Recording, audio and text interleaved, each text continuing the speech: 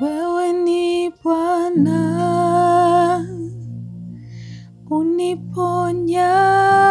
uniponyaye, wewe ni Bwana ponyaji.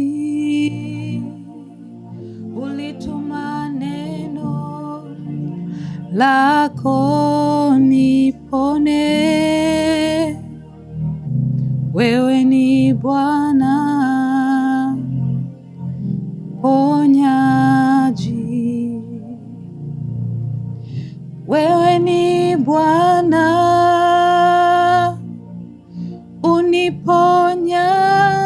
uniponyaye, wewe ni Bwana ponyaji. Umetuma neno limeniponya, wewe ni Bwana ponyaji. Sijui uko kwenye situation gani, sijui unapitia maumivu ya aina gani, lakini ninachoamini siku ya leo, niko mahali hapa kukuletea habari za mponyaji. Si kwa sababu nimesikia, lakini ni kwa sababu nimeshuhudia. Nimeona akiniponya, nimeona akiniepusha, nimeona akinitoa kwenye mikono ya adui aliyekusudia nipotee kupitia ugonjwa, aliyekusudia nisiwe na uzao, aliyekusudia nikae kwenye maumivu. Lakini leo hii ninakuletea habari za huyu ambaye anaweza kubadilisha historia ya maisha yako.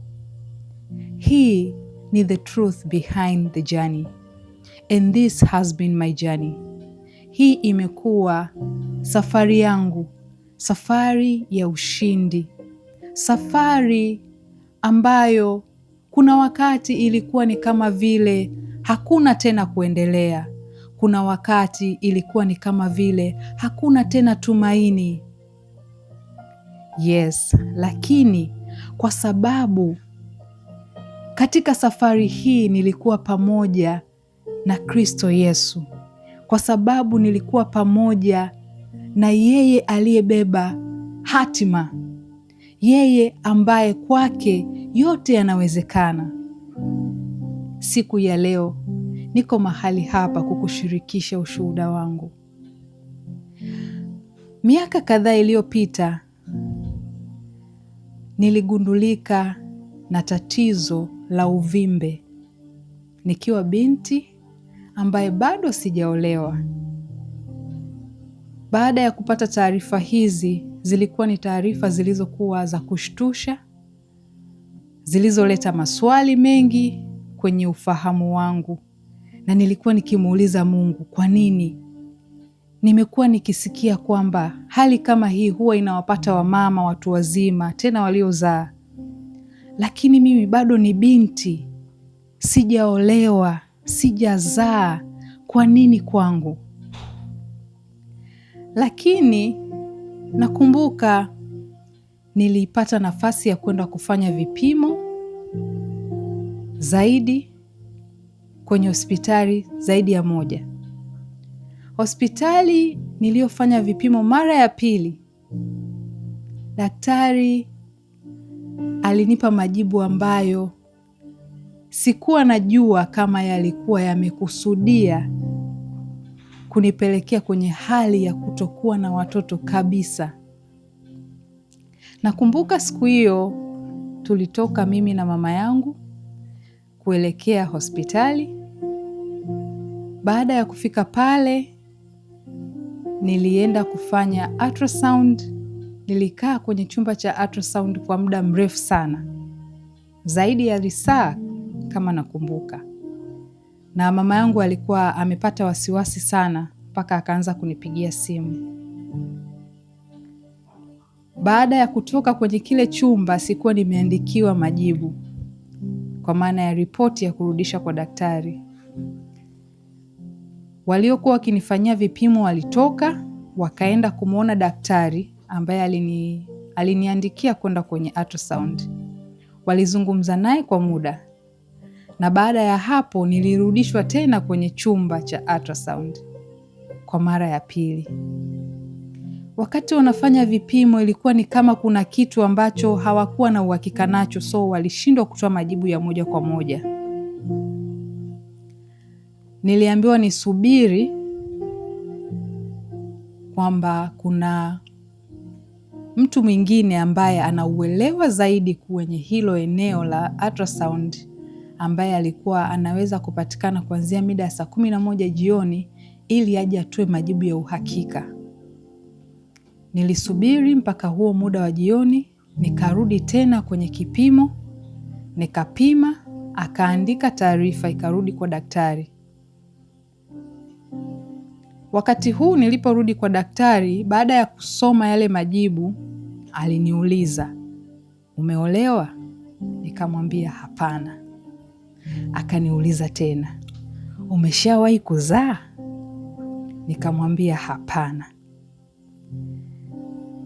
Kitu kilichonishangaza, daktari aliinama na kuanza kutoa machozi. Mama yangu alichanganyikiwa. Mimi nilikuwa niko katika hali ya mshangao, nikiwa sielewi kwamba kwa nini daktari anatoa machozi. Baada ya dakika kadhaa alivuta karatasi pembeni, akaandika mambo kadhaa kwenye ile karatasi, kisha akatuambia kwamba hii operation hapa hatutaweza kuifanya, naomba muende hospitali kubwa na nitaomba muende moja kwa moja kwenye kulipia huduma ya haraka. Baada ya pale tulichukua ile karatasi tukaondoka, na siku iliyofuata tulienda hospitali tuliokuwa tumeelekezwa kwenda, kwa maana ya kwamba hospitali kubwa zaidi ya ile. Baada ya kufika pale, kuna daktari ambaye tulikuwa tunamtafuta, hatukumpata. Tukaelekezwa kwa daktari mwingine. Tukaingia kwenye chumba cha daktari. Daktari akachukua ile karatasi ambayo tulitoka nayo hospitali ile tuliotoka kule. Baada ya kusoma yale majibu pia akaniuliza, umeolewa? Nikamwambia hapana. Umeshazaa? Nikamwambia hapana. Akasema, sasa kwa nini huyu daktari ameandika tukutoe kizazi? Nilipata mshtuko.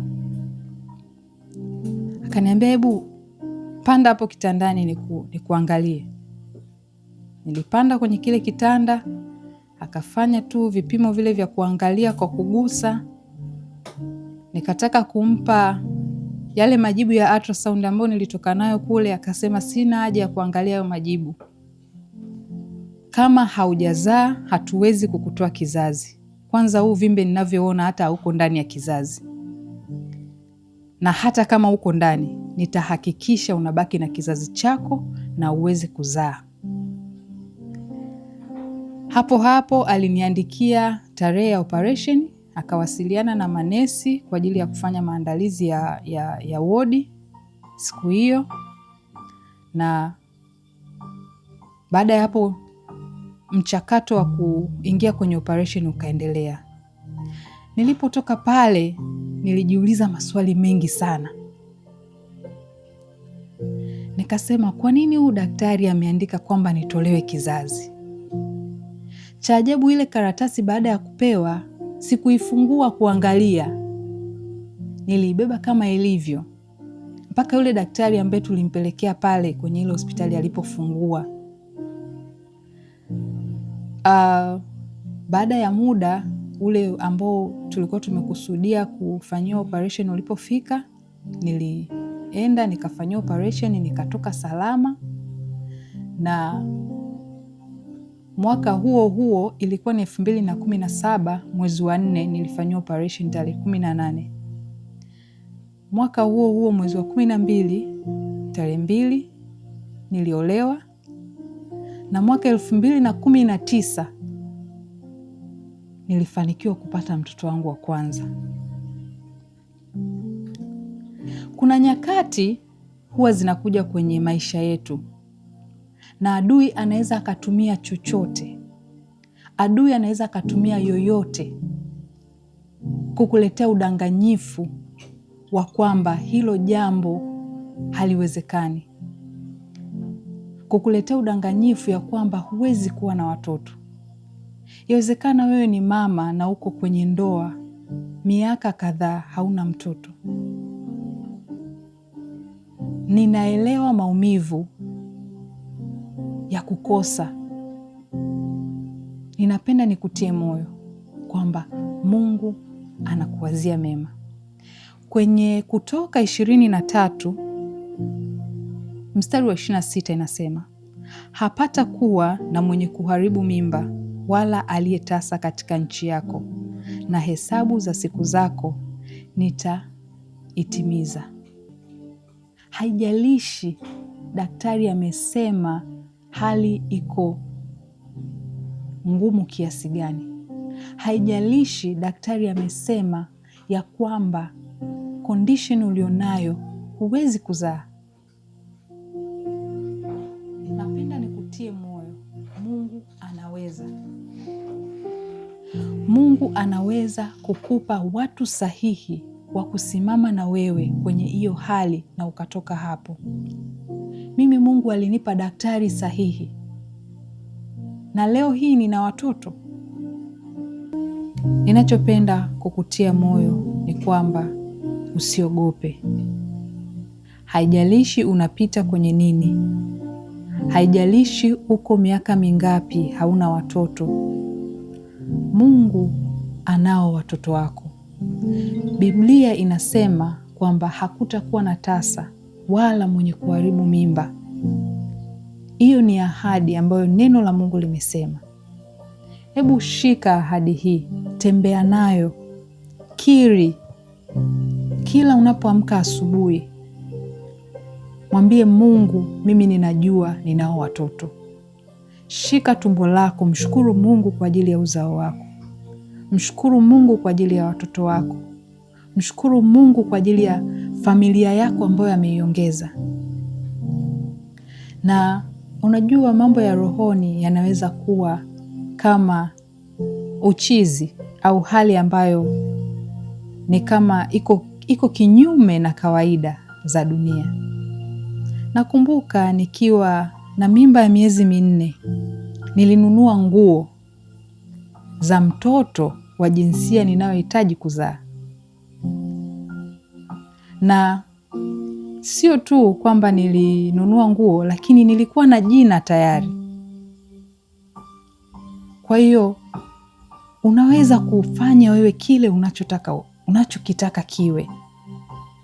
Biblia inasema nguvu ya uwezo wa mauti na uzima iko kwenye kinywa chako. Kwa hiyo pia unaweza kusema, unaweza kutamka unataka nini na ikawa. Mungu akubariki sana. Tukutane tena wakati mwingine. Amen.